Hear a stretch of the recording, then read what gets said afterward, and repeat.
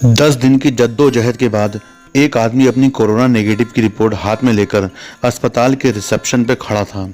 आसपास कुछ लोग तालियां बजा रहे थे और उसका अभिनंदन कर रहे थे। वो जंग जीतकर जो आया था, लेकिन उस शख्स के चेहरे पर बेचैनी की गहरी छाया थी।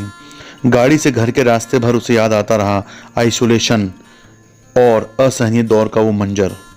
न्यूनतम सुविधाओं वाला छोटा सा कमरा, अपर्याप्त उजाला, मनोरंजन के किसी साधन की अनुपलब्धता, कोई बात नहीं करता था और ना कोई नज़दीक आता था।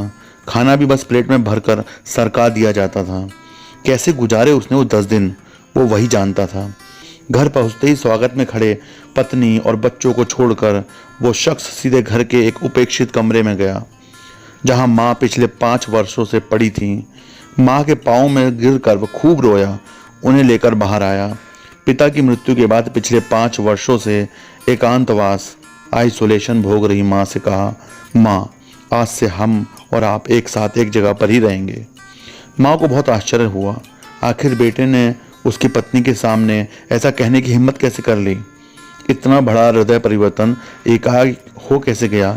बेटे ने फिर अपने एकांतवास की सारी परिस्थितियां माँ को बताई और बोला, अब मुझे एहसास हुआ कि एकांतवास कितना दुखदाई होता है। यार, भले ही बेटे की रिपोर्ट कोरोना रिपोर्ट नेगेटिव आई थी, पर जब उसकी कोरोना रिपोर्ट पॉजिटिव हुई तो उसकी ज़िंदगी की भी पॉजिटिव रिपोर्ट बन गई। दोस्तों, कोविड-19 और लॉकडाउन के कारण हमें अपनी ज़िंदगी में ऐसे बहुत सारे सबक मिले हैं जिसने हमारी ज़िंदगी को पूरी तरह बदल कर रख दिया है।